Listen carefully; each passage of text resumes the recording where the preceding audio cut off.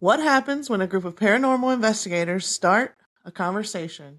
You get Ghost of the Coast Paranormal, the podcast. Tales of the dead, the bizarre, and all things supernatural. Join us now as we discuss the Barney and Betty Hill abduction.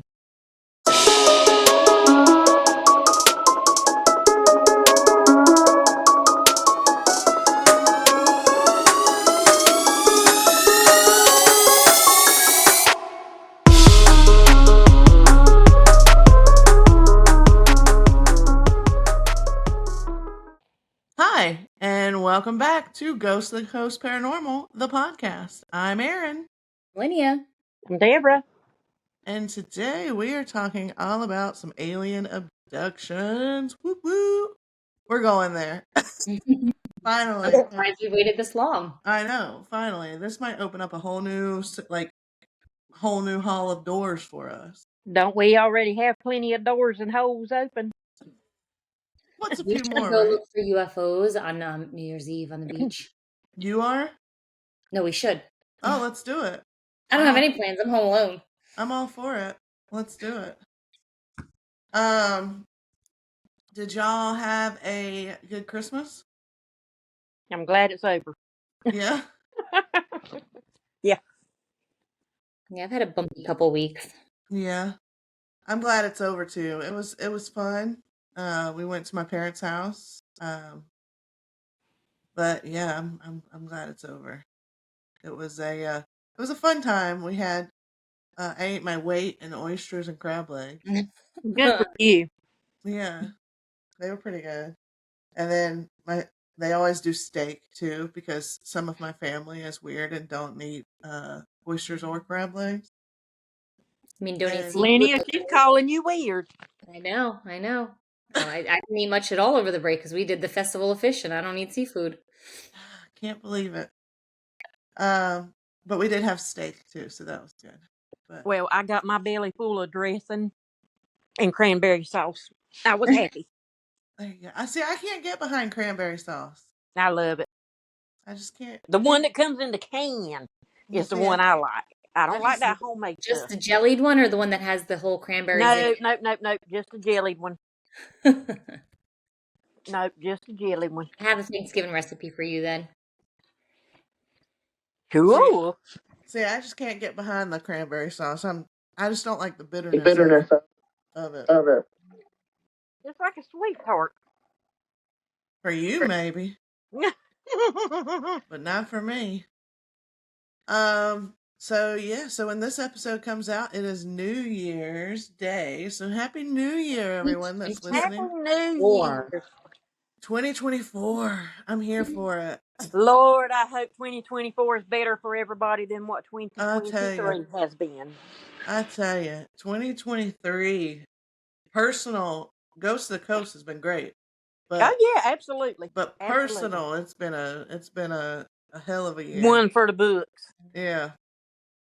So I 2024 has got to be better. Yeah, we'll see.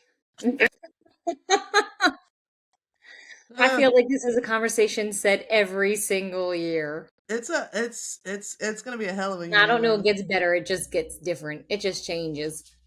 Yeah, it's gonna be a hell of a year though because it's an election year and. So you're already telling me that I'll be avoiding social media for many months. Many months, yes. Yeah, many months. All right. Well, let's get into some alien abduction stuff. First of all, what do you guys think about aliens? Like UFOs, aliens as a whole? Do you believe in them? I'm not convinced. No? Mm-mm. I believe. I believe as well. I mean, I feel... I mean, there's more evidence of UFOs and aliens than there is a Bigfoot, Jersey Devil, other things that we discuss, believe. Right. Well, I feel like the universe itself is too vast and too large for us to literally be the only life-inhabited planet. Agreed. It's just, for me, I don't know. I just I definitely. mean, didn't even the government just recently say, like, yes, they admit? Like, I'm pretty Yeah. sure. And so Yeah. they did it, and we have, there's things saying that it's in the Vatican records, and Well, and I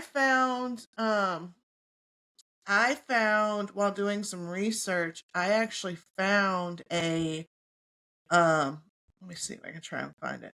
I found a declassified um a declassified CIA article that talks all about the Betty and Barney Hill abduction and their that whole case. okay. So so this article itself was approved for release April 2nd, April 2nd, 2001. And it's 29 pages. It's Okay, Lord. more than How an much of it's article. redacted? None of it. Really? That's Yeah. interesting. That's unusual. Yeah. Uh-huh. And I did not read the whole thing because it's old, it's scanned, like you can tell that it's scanned, but it came from the CIA website. So, but Good. anyway, do either of y'all think you've ever been abducted by an alien No. species? Me either. I know some people who No. might be. I think I've met a few of those. So, the term alien abduction refers to the phenomenon of people reporting what they believe to be a real experience of being kidnapped by extraterrestrial beings, subjected to physical and psychological experimentation. People that claim to have been abducted are usually called abductees or experiencers. Um, so, a lot of scientists and mental health professionals actually explain these experiences by factors such as suggestibility or false memory syndrome, sleep paralysis, deception, or psychopathology. Do they throw the Mandela effect in there too? No, they might though.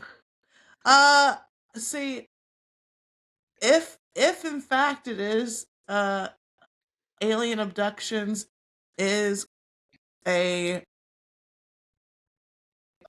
a step from false memories, then wouldn't we all be abducted at some point then, since a lot of us have the Mandela effect?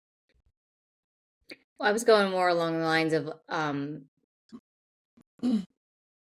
mean, I think it depends on what you're open to too. Yeah. Maybe it's easier for people who were already believing that to have that memory recalled. Yeah. I mean, that doesn't make sense to me because I believe in it either way. So I believe it's happening. Just plain devil's advocate. So typical claims involve forced medical examinations that emphasize the subject's reproductive system, i.e., human alien hybrids. Oh Abduct. Lord, I've met some of those. Yes, I'm a believer. I have met those. uh, let's see. Abductees sometimes claim to have been warned against environmental abuses and the dangers of nuclear weapons, or have engaged in interspecies breeding. The Hmm. contents of the abduction narrative often seem to vary with the home culture of the alleged abductee. Unidentified flying objects, alien abduction, and mind control plots can also be part of a radical, political, apocalyptic, and millenarian narratives. Reports of abduction phenomenon have been made around the world, but are most common in English-speaking countries, especially the United States. So I wonder why that might be. Like, is English like the universal language of space? What if it's just one of those things like, I mean, they're so intelligent, they know how to communicate with each individual. So, if they're abducting somebody in France, they're going to speak French. Right. Or because maybe it's not even actual speech, maybe it's just communicated into your head, so that's how you're translating it. Yeah. Well, do you think that they communicate telepathically, or do you think they actually are speaking with you? My guess would be telepathically. What do you think, Yeah. Deborah? Telepathically, and I think the way that they would probably determine who or where they would go, they probably look at us and say, well, that's the weaker of the species. We can control them. What, the And when I say Americans or we, I humans? mean Americans. Yeah. So one of the most popular and well-known cases of and one of the first cases of alien abduction is the Betty and Barney Hill abduction. And this comes from Wikipedia. So Betty and Barney Betty Hill, they were an American couple who claimed to have been abducted by extraterrestrials in a rural portion of New Hampshire on September 9th to September 20th in 1961.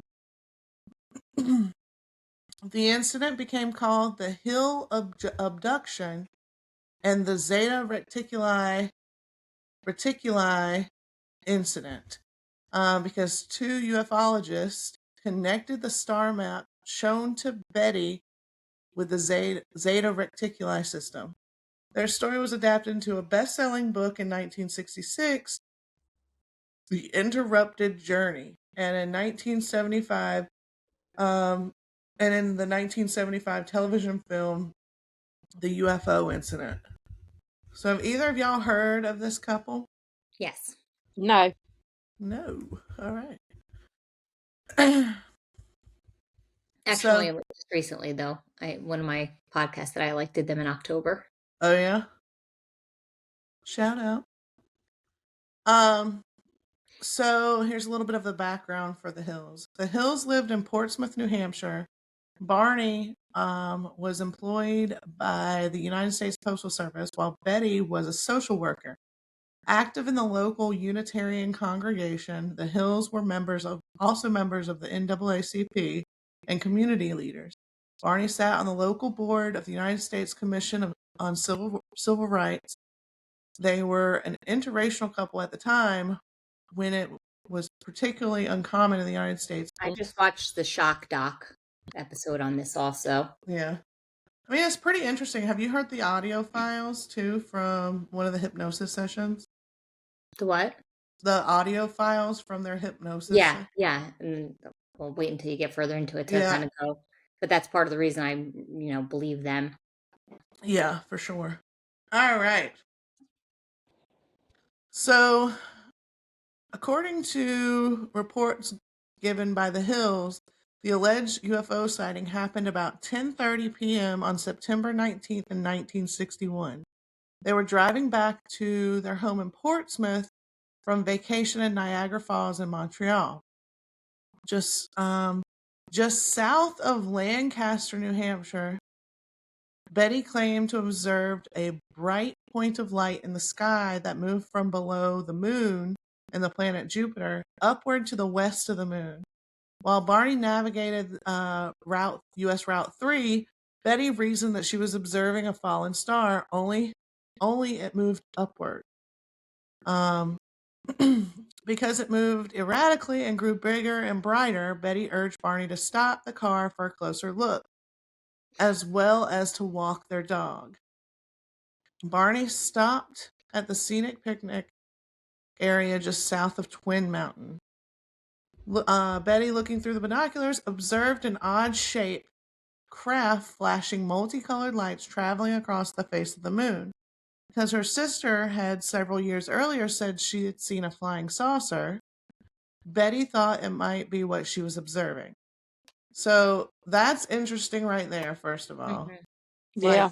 I've been kind of tracking her family. Yeah. Do you think that these aliens, whatever species of aliens they may be, do you think that they do track different families, different lineage lines? I don't know. I mean, it's an interesting theory. Yeah. Through the binoculars, Barney observed what he reasoned was a commercial airliner traveling toward Vermont on its way to Montreal. However, he soon changed his mind because without looking as if it had turned, the craft rapidly descended in his direction. This observation caused Barney to realize the object that was a plane was not a plane. All right, so the Hills then continued driving on this quiet and isolated road, moving very slowly through the Franconia Notch in order to observe the object as it came even closer. At one point, the object passed above a restaurant and a signal tower on top of Cannon Mountain and came out near the Old Man of the Mountain. And I guess these are just mountain peak names. Betty testified that it was at least 1.5 times the length of the granite cliff profile, which was 40 feet long, and that it seemed to be rotating, and the couple watched as the silent illuminated craft moved erratically and bounced back and forth through the night sky. What would you guys do if you saw something that clear like that? You really want me to say it? Yeah. Would you shit and run? Yep. I would shit and run. I would. I'm stupid. I'd follow. I'd be like, what's that? I'm too nosy, too curious. I mean, I probably would be too nosy as well. So I'd probably be like, what do you want? What's going on? I'd be taking pictures, taking video.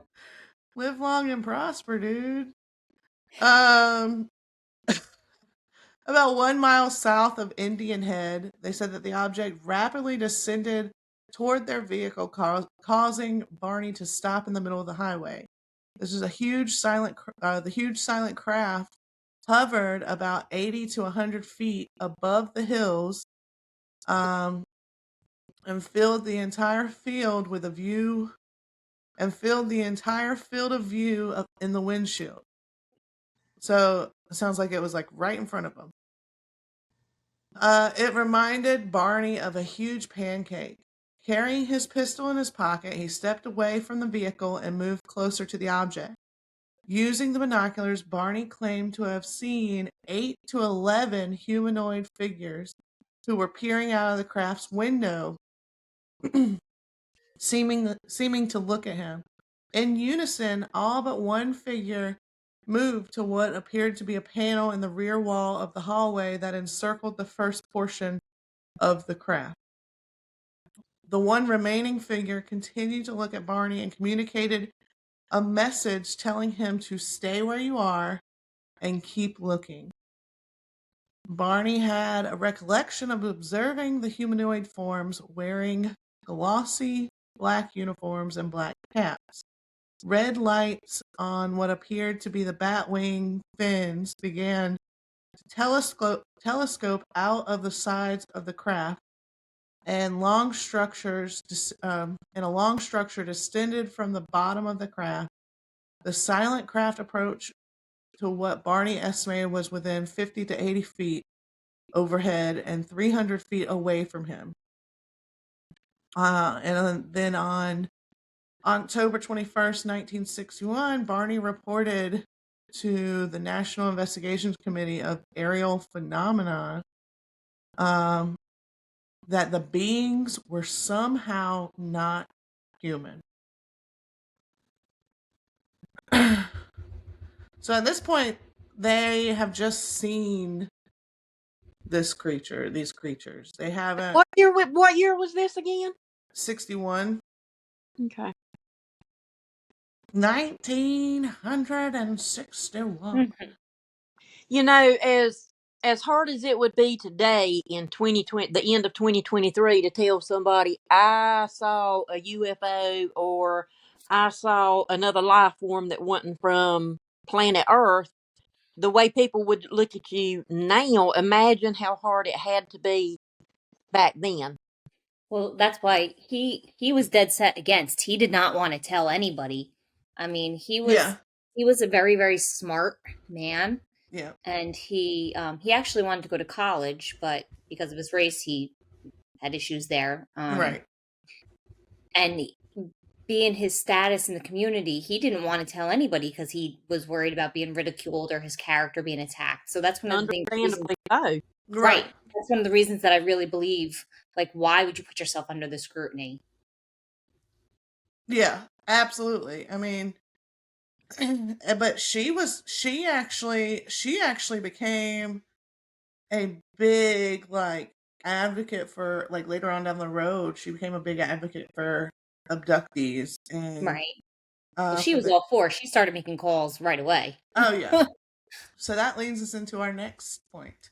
But hold on. So, but interesting thing there, though. So, in the shock doc on this, they were saying. So, what she did actually was they were saying some there marks appeared on the car.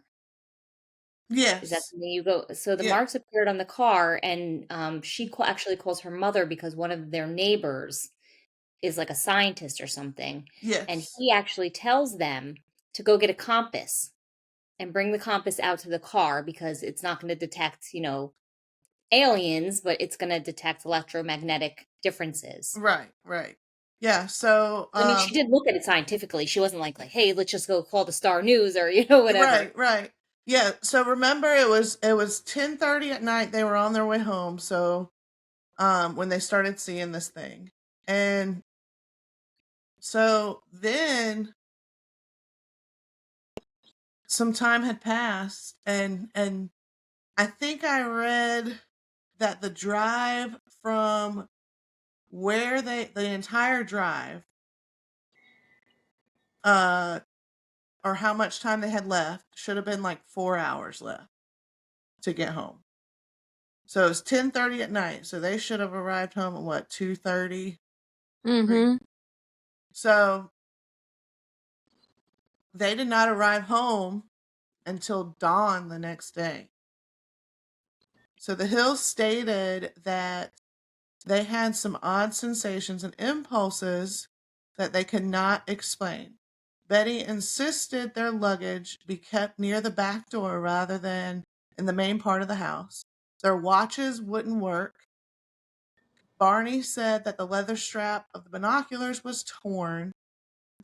He couldn't recall tearing it. The toes of his best dress shoes were scraped. Barney says he was compelled to examine his junk, but found nothing unusual. And then they took long showers to remove possible contamination, and each drew a picture of what they had observed. Now he's only checking out the front, where I think the documentary says that they put like a cup over him to take a semen sample, but they Yes, also probed him in the rear. And yes, that's really where they probably should have been checking to see if there's any more evidence. right, right. So, and he was far more traumatized from it than, I mean, she was traumatized too, but he was far more traumatized because of the amount of graphic testing that they did on him as opposed to her. Well, I don't. She may have been soothed a little bit in the documentary. They're saying for her, they started on her back. They were kind of tapping out her spine. They took some skin cells. They flip her over and they stick a really long needle into her navel. Yeah, He's asking, like, why are you doing that? Like, you don't need to do that. And they say it's a simple test. It's not going to hurt. And then it does hurt. And she's screaming, it's hurt. It hurts. It hurts. yeah, And yeah, says the leader comes over and puts his hands like to her eyes and tells her, like, it will not hurt. And all of a sudden the pain stops. right. So I'm wondering if when that happens, if it's also they put like some kind of Like a common numbing. effect. You know what I Yeah. mean? Something to kind of We not got have her freak aliens. We got aliens out here doing Reiki. out. Alien doctors. Alien doctors doing the Reiki. Um. So, perplexed, the Hills say that they tried to reconstruct the the, Chronological? the chronology Oh. of events as they witnessed the UFO and drove home. But immediately after they heard the buzzing sounds of the UFO, their memories became incomplete and fragmented. After sleeping for a few hours, Betty awoke and placed the shoes and clothing she had worn during the drive into her closet, observing that the dress was torn at the hem, the zipper, and the lining. Later, when she retrieved the items from her closet, she noticed a pinkish powder on the dress. She hung the dress on her clothesline, and the pink powder blew away. But the dress was irreparable.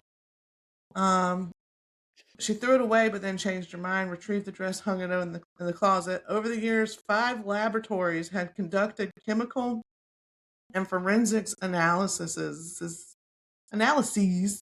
on the dress. There was No. a Okay.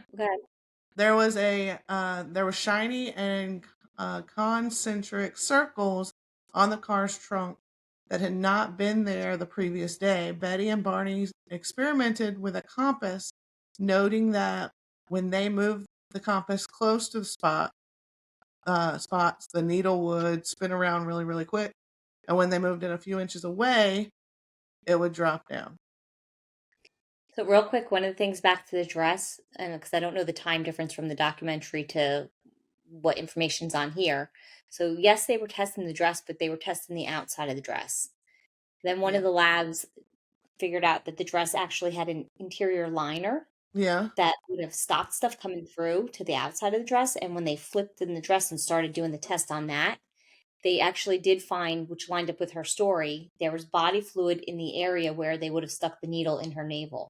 Oh, wow. And they did test on it, and the fluids were fluids that matched her DNA and not just one. So it kind of realigns that her story was true, that she had multiple body fluids in that area.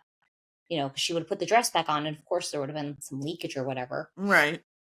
So another thing that kind of makes me think that their story is legit. Yeah. Well, and I mean, in that time too, like that time period, aliens, the idea of aliens, yes, we had Roswell, but the idea of aliens at that time hadn't really taken off like it has today. Right. Right. And so I think people, why would people say, okay, I know what we can do. We can tell people that we got caught up and we were abducted by the spacecraft, and they took us into outer space, did these experiments on us. Like, first of all, why would somebody make that up? And something so in detail to the point where their stories, until the time of Barney's death, their stories were consistent.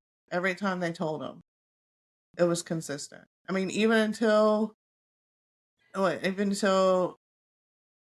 after that, her stories were consistent. This is what happened. We were able to piece together this, and it was the same thing every single time. Um, so, they reported this incident to Walter N. Webb, which is a Boston astronomer, and NICAP member. That was the National Institute for Astro something or other, National Investigations Committee on Aerial Phenomenon. And he met with the Hills on October 21st, 1961. In a 6-hour interview, the Hills related that all they could remember relate all. I'm sorry. Get it, girl. In a 6-hour interview, the Hills relayed that all they could remember of the UFO encounter. Barney stated that he had developed a mental block and that he suspected that there were some portions of the event that he did not wish to remember. He described in detail all that he could remember about the craft and the appearance of the somehow not human figures on board. And Webb stated that they were telling the truth and the incident probably occurred exactly as reported, except for some minor uncertainty. and technicalities that must be tolerated in any such observation, where human judgment is involved. So, for example, the exact time and length of visibility, apparent size of the objects and occupants, distance and height of the object. So, about 10 days after this encounter, Betty began having crazy dreams. These dreams continued for 5 nights in a row. She said that she experienced them with a degree of detail and intensity that she had never had before. After that last night, after night 5, the dreams stopped and never recurred again. They thought, or though they occupied her thoughts during the day, when she mentioned them to Barney, he was sympathetic but not too concerned, and the matter was dropped. She didn't mention to him again. In November of 1961, she began writing down the details of her dream. In one of the dreams, she and Barney encountered a roadblock and men who they encountered a roadblock and the men surrounded their car. She lost consciousness but struggled to regain it. Then she realized that she was being forced by 2 small men to walk in the forest at night, and of seeing Barney walking behind her. Though she called out to him, he seemed to be in a trance or sleepwalking. The men stood about 5 feet to 5 feet 4 inches tall and wore matching blue uniforms with caps similar to those worn by military cadets. They appeared nearly human with black hair, dark eyes, prominent noses, and bluish lips. Their skin was a grayish color. She and Barney were taken to their car, where the leader suggested that they wait and watch the craft's departure. And so they did, and then resumed their drive home. So, do you think that, because it sounds, so they both had the same description of these creatures, except Barney sees, with it being nighttime, I can see how they see that. But it's black suit and black hat. She sees the blue suit and blue hat. But she sees black hair. Do you think that aliens, when they come to Earth, that they disguise themselves as humans? Like give They them, may portray, it's kind of like we're saying how they talk to somebody and know the language. Like they may, I don't know that they absolutely make themselves look different. Maybe it's like a mind thing. You know what I mean? Like they can make you kind of see what they want you to see, hear like, what you want. You know what I Well, mean? that's what I was just thinking. From everything that I have read, it seems like everyone that's had an experience has suffered from some type of mental or conscious paralysis, if right. that makes sense. Yeah. It's kind of like those vampires from Twilight that can change the surroundings to make you think you're in the jungle when you're standing in Alaska. Well, I don't know about that. I mean, I've never watched Twilight, but What? What? no, What? You gotta go watch no. Twilight. We might have to have a Twilight watching party. Oh, I love Twilight. Sorry, I just got the song stuck in my head, and then I remembered you can't sing it on here. But if they could do that, then I think that they could probably do something to your brain waves or whatever to make you think you see one thing. Yeah. Yeah. But Oh, for sure. actually looking at something different. Makes sense to For me. sure. Yeah. I mean, think about it too. Like, our alien technology could be so far advanced. It has to be. I mean, for them to have proper space travel and be able to like get from A to Z in a matter of however long, and I mean the constant testing. And here's the thing too. the all alien abduction stories all seem to have the same kind of theme, the same kind of timeline. Like, we see this bright light in the sky. Next thing we know, we're in this white room surrounded by 6 or 7 beings, and we're being poked and prodded. Yeah. And My question is, how many people do they really need to probe? Like, really, how different are butts? Like, what's going on here? Probing everybody. well, everybody's diet's different. Jeez. They probably want to know what we eat. Back in the 50s, not as much as it is now. They didn't have True. nearly as many options. Well, my thing is, why is it always the butt they're probing? Is that where their brains are? Is that where they think ours are? I mean, is it that evident that we think with our ass and not our heads? I mean, I'm depends sure on other who. people probably say their heads. We'd have to go through more, and I'm sure we will. That's what I was just doing over here now. I'm making a list of notable abduction claimants so we can discuss further. But Yeah. I'm sure other people might have had other parts, but you always hear rectal probe. Yeah, you always hear about probing. Like, I don't think I've heard long needle in the navel before. Have you? I have. No. I have. That's the way that they like. What I think I read what they were testing for. Like they had told her that they were testing. It was a pregnancy test. Yeah, but I see. I was just wondering if maybe that was some way that they do it to impregnate a host or something. Yeah. they did tell her it was a pregnancy test, and she asked. She said, "Well, that's not how we do that here." And you can hear that's like in the actual the tapes or whatever that Yeah. she's recorded on. Well, I wonder too if like if they take notes. If she's like, that's not how we do that here, and they're like, oh, how do you do it here so we can get it right for next time? Maybe. Yeah. All right, so obviously they had some missing time on that encounter. And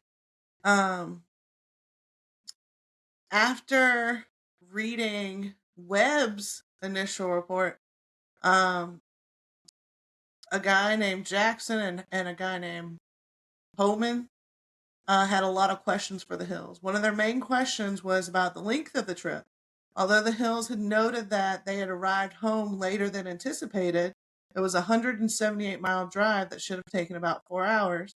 They did not realize that they had arrived home 7 hours after their departure from Colebrook. When Homan and Jackson noted this discrepancy to the Hills, the couple had no explanation. This is commonly known to ufologists as missing time. The Hills claim to recall almost nothing of the 35 miles of U.S. Route 3 between Lincoln and Indian Head and Ashland. Both claim to recall an image of a fiery orb sitting on the ground. Betty and Barney reasoned that it must have been the moon, but Holman and Jackson informed them that the moon had set earlier in the evening. The subject of hypnosis came up, and it was decided that it should be carried out in order to recover previously irretrievable memories. Barney was apprehensive, but thought it might help Betty put to rest what Barney described as the nonsense about her dreams. So I actually have a little snippet from TikTok that I'm going to share with you guys. Just give me 1 second. Just a little. While you're setting that up, did you know that there is actually alien abduction insurance? What? Yes, ma'am, it's a thing. Alien abduction insurance. The first company to offer UFO abduction insurance was through the St. Lawrence Agency in Altamonte Springs, Florida. Geico Insurance, which does not sell alien insurance policies, and the Daily Telegraph report that one English company has sold over 30,000 policies of alien abduction insurance. What? Well, okay. All right. I know that was a really, really short clip, but It's really hard to decipher what's yeah, happening. it's on TikTok, and I'm gonna put it on the I'm gonna put it in the link too. And then I found the actual transcript from the hypnosis session. I didn't save it like I should have, but um, under hypnosis, Betty's account was similar to her 5 dreams about the UFO abduction, with some notable differences mainly pertaining to her capture and release. Also, the technology on the craft was different. The short men differed significantly in physical appearance, and the sequential order of the abduction differed. Barney's and Betty's memories and hypnotic regression were, however, consistent with one another. And when the hypnosis sessions were complete, Simon wrote an article about the hills in the journal Psychiatric Opinion, explaining his conclusion that the case was a singular psychological aberration. Get out of here. What? Yeah. He's like, no. So after all of this, the Hills went back to their regular lives. They were willing to discuss the alleged UFO encounter with friends, family, and the occasional ufologist, but the Hills apparently made no effort to seek publicity. So that's Flag? another thing to tell you that it's I mean, not they're not like the Warrens. yeah, it's not They're like not made looking for up. Game Awards. Right. Like That's why I was saying a flag. If they were doing it for attention, they would be begging for the publicity. right. Then for wanting to keep it low key or not spoken of lets you know that whether it really did or they think it did happen. Right. It Exactly. Exactly. And yeah, I mean that tells me right there because that goes back to what I was saying earlier with you know, first of all, who's going to make up a story that's got that much detail and keep it consistent for your entire life, but then also not seek any publicity for it? Mm-hmm. So, on October 25th, 1965, um, it was a front page story called "The UFO Chiller: Did They Seize Couple?" From the Boston Traveler. A reporter called John H. Luttrell of the Traveler had allegedly been given an audio tape recording of the lecture the Hills had made in the Quincy Center in late 1963. He learned that the Hills had undergone hypnosis with Simon. He also obtained those notes from confidential interviews the Hills had given the UFO investigators. On October 26th, the United Press International picked up the story, and the Hills earned international attention. In 1966, John G. Fuller, with the cooperation of the Hills and Simon, wrote the book The Interrupted Journey. The book also includes a copy of Betty's sketch of the star map. The book was a quick success and went through several printings. All right, so this is the odd part of, just thinking about it from their perspective. When you're in, we know that there's radiation and stuff in space, right? Mm-hmm. So the way that these two passed away kind of struck me as odd. So Barney died on February 25th, 1969 at the age of 46 of a cerebral hemorrhage.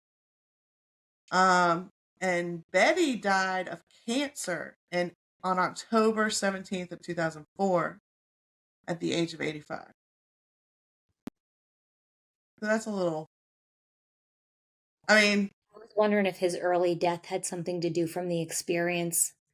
yeah, like just the trauma behind it, or I don't know. I mean, who knows what really happened? Just because he only remembers them rectal sperm doesn't mean that they didn't do something to his head. right. Right. He might just not remember it. Well, I mean, that's what I'm saying. Like, yes, these are both things that happen in everyday life, and I'm not saying that every person that has cancer gets abducted by aliens, but Well, maybe he was their primary target. it's possible. But I mean, it was just the way that they passed was like after that experience was kind of odd for me. But that's what I've got on the hills. What are your thoughts? I believe them. I'm on board. I'm not saying that I don't believe them, by no means. I myself, I would have to say I'd have to be from Missouri. You got to show me. Well, check out that shock doc episode. What was that on? I watched it on Max. Oh, I have Max. I can watch that. But yeah. So I don't know. I definitely believe in aliens. I think there's got to be more out there than just us. For sure. I think the way, like I said, the way that their stories are consistent their entire life. After this event, I think that it definitely brings some truth to that, and Yeah. I'll be interested to read up on some other encounters people have had, and I just thought something. All these satellites that are out there floating around in the galaxy that are obtaining signals, and they're getting signals from one place and sending them to another one.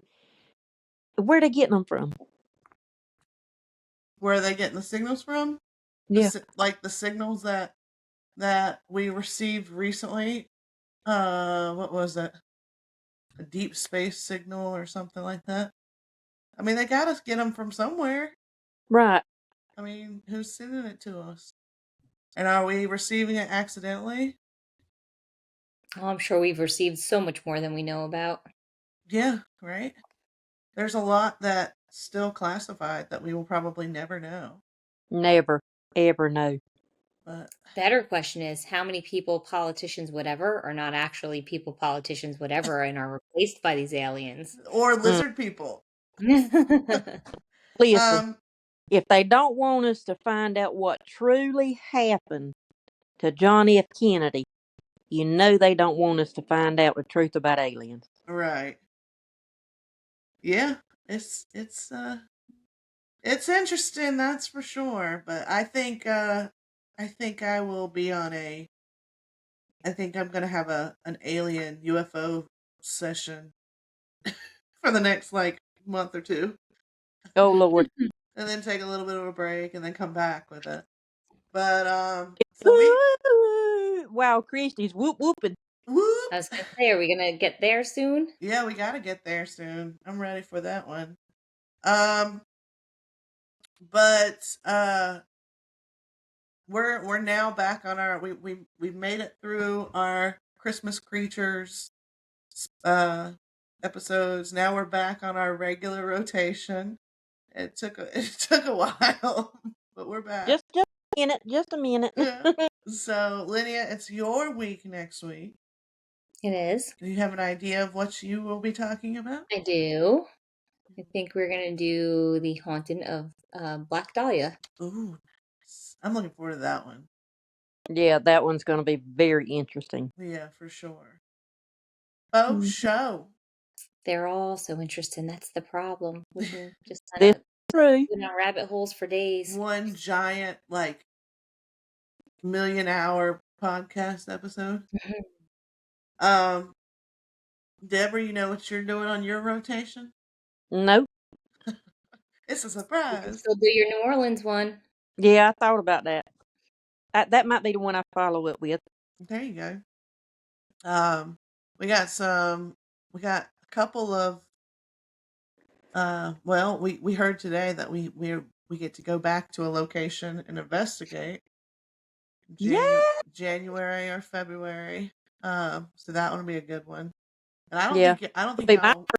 I missed out the last one. Yeah, I don't Me think too. either of y'all went to that one. So Nope. that one was fun. That was when I had COVID, right? Yeah. Yep. But yeah, so 2024, y'all. Let's rock it. Let's just gather up all the light and love and positivity for the year and have a great year. So And put out there. put it out there, manifest. Big things are coming for Ghost of the Coast. Boop, boop. Oh, absolutely. And big things are coming for personal lives. Boop, boop. Yes, thank you, Lord. That's the sound of manifestation. Boop, boop. We need whoop whoop. Oh, Lord. Well, I hope all of you guys listening have a happy new year, a wonderful 2024, and let us know what you think about the Barney and Betty Hill episode. And there you have it. And until next time, y'all come back now, you hear? Bye. New Year. Happy New Year.